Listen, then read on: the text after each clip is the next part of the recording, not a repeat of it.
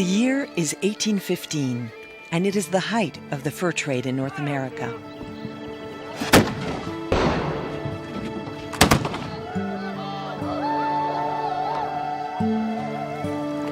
The canoes are filled with trade supplies from Montreal, destined for the interior. The paddlers have worked for 6 weeks to get here. This is Fort William, inland headquarters of the Northwest Company, the largest fur trading enterprise in the world. A commercial empire that stretches from London, England, across British North America, and all the way to Canton, China. And Fort William is the hinge on which that empire revolves. Despite its impressive walls, Fort William is not a military post.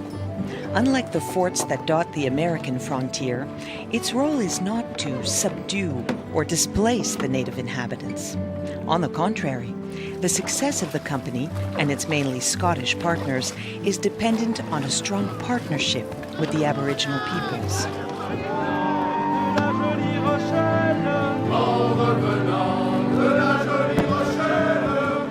This was a way of life that defined what would become Canada.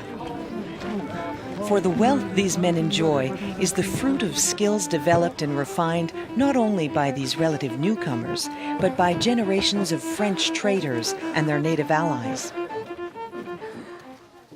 It began when Basque fishermen from Europe met the Aboriginal people of what became Newfoundland and Labrador, where they traded goods for furs. The exchange continued when French explorers met the people of the Algonquin and the Iroquois nations. The natives had evolved a complex social system that included extensive trade with their neighbors. Groups such as the Huron quickly saw the advantage European products could bring to their lives. Fortunately, they had something to offer that the Europeans wanted just as badly: the pelt of the beaver.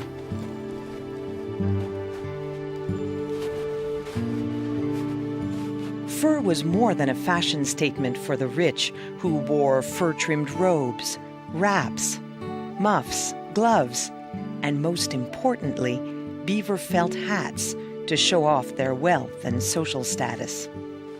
There were few beavers left in Europe, so merchants looked eagerly to North America's seemingly endless supply.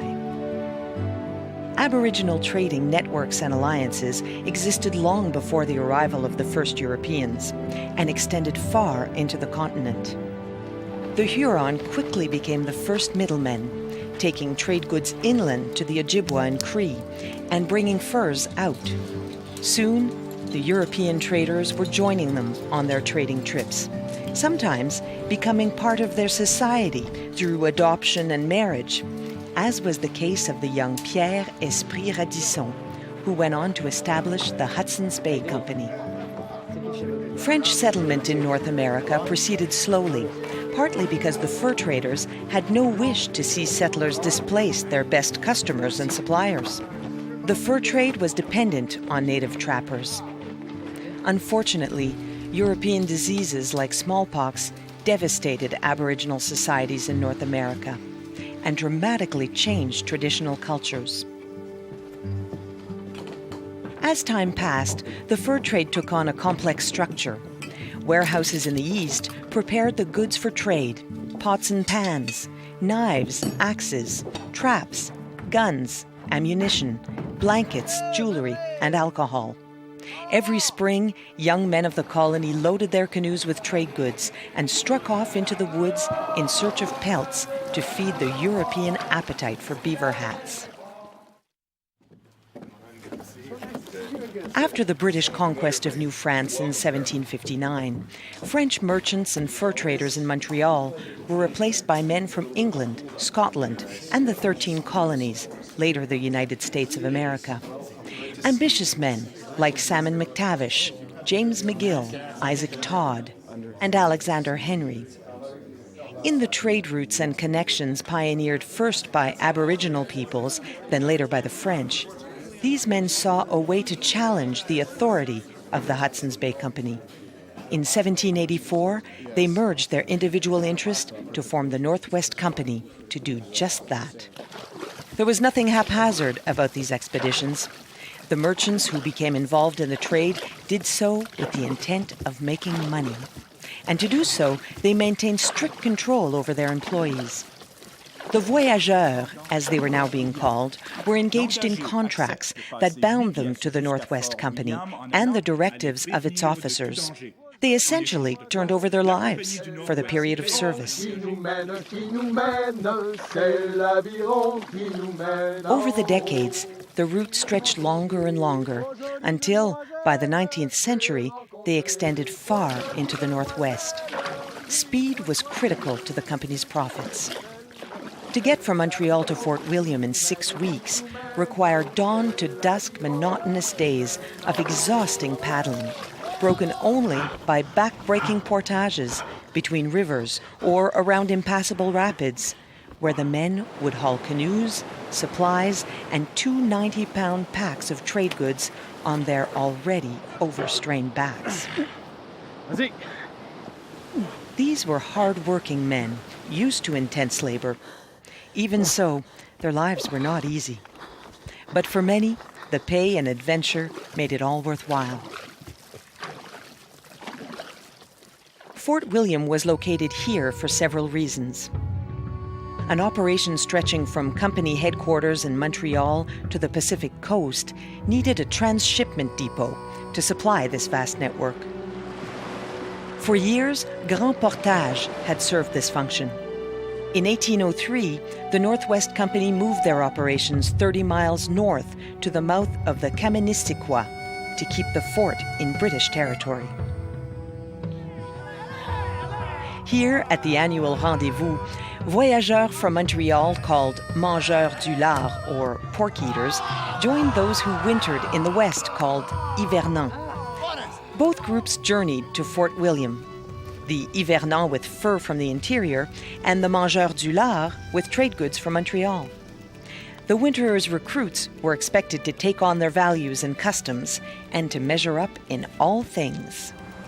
They called themselves Hommes du Nord, or Men of the North, and considered themselves a cut above the Montreal voyageurs, whom they dismissed as pork eaters, a reference to the provisions of salt pork, bacon, or pork fat these voyageurs from the east were provisioned with.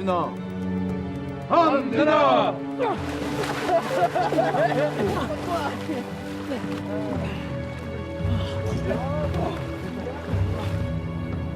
The Northwest Company took their trade to the peoples of the interior rather than waiting for the natives to come to them.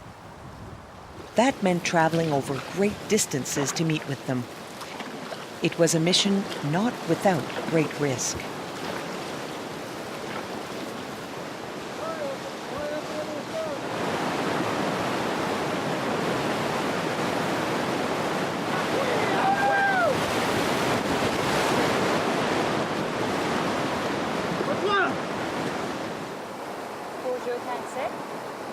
The risks would have been even greater if not for the generosity and friendship of the people they encountered. Nor'westers had to mix closely with the people of the land, learning the nuances of various cultures. Newo. Newo. Nanan. Nanan.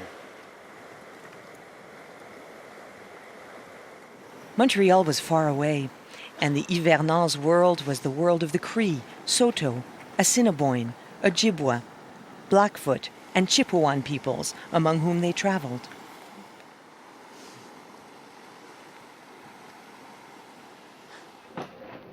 The Northwest Company's trading empire would extend across this world as far north as the Mackenzie River and west past the Rockies to the western coast. From 97 posts, ranging from mighty bastions like Fort William and Fort Chippewan to operations of just a few men, they waged their commercial war with their greatest rival, the London-based Hudson's Bay Company. Between them, these two concerns moved throughout the north, expanding British presence to every corner of the northern half of the continent. An overland northwest passage leading to the Pacific, then from there the Orient, had been sought for 200 years. As the Northwest Company expanded its operations in the Athabasca, this took on greater importance. Men like Peter Pond, Alexander Mackenzie, and Simon Fraser longed to discover the elusive overland route to the Western Sea. This dream was eventually achieved by David Thompson, and in 1814, the Northwest Company sent wintering partner Angus Bethune from Fort George, their fort on the Pacific, to Canton, China. From their base on the coast, the Salish and Haida people were brought into the Northwest Company's sphere. As they carved out their empire, these adventurers from the East and their native wives would create a new people. Marrying into the villages and families they traded with, they cemented bonds and built alliances and loyalties that would eventually give the Northwest Company the edge in their commercial war with the men of Hudson's Bay. Their children would become the Métis, one foot in each world, belonging exclusively to neither. From their native families and comrades, they learned the intricate arts of survival in this fertile but unforgiving land. Native partners filled an important political role as diplomats and tutors of language and culture. Without these bonds, few could have survived the harshest winter on Earth below the Arctic Circle. In times of vigorous competition, the commercial rivalry which existed between the Northwest and the Hudson's Bay Companies took on the appearance of all-out war. In the absence of any strong government, they were the law, and attacks on each other's property and men became frequent. In 1816, following a battle in which Nor'westers were implicated in the deaths of 21 Hudson's Bay Company employees at their colony on the Red River, an armed force under Lord Selkirk occupied Fort William itself. Not only was this an intolerable breakdown in law and order, it was bad for business. In 1821, the two companies merged under the charter of the Hudson's Bay Company. In name, the Northwest Company ceased to exist, though many of the traditions that they had established continued. Over the next 50 years, the fur trade on the prairies remained the primary economic activity of the region. From the impromptu exchanges of first contact, it had evolved its own rituals and spectacle. And as the trade prospered, so did the new people it had created. The Métis became the provisioners of the trade, hunting buffalo and supplying the trading posts and forts. Princes of the plains, they would enjoy the freedom of its enormous spaces until, after 1869, the Hudson's Bay Company turned over governance to the new nation of Canada, who decided that the future of the Northwest Territories was settlement, and they and their native cousins would be pushed aside for the incoming homesteaders and the railway that would bring them. The merging of the companies gave the former Nor'westers access to the seaports on Hudson's Bay. Fort William was no longer the hinge of an empire. But the foundations were laid for the country that would become Canada, the country we know today. A distinct nation with peoples, languages, and customs as varied as the land itself.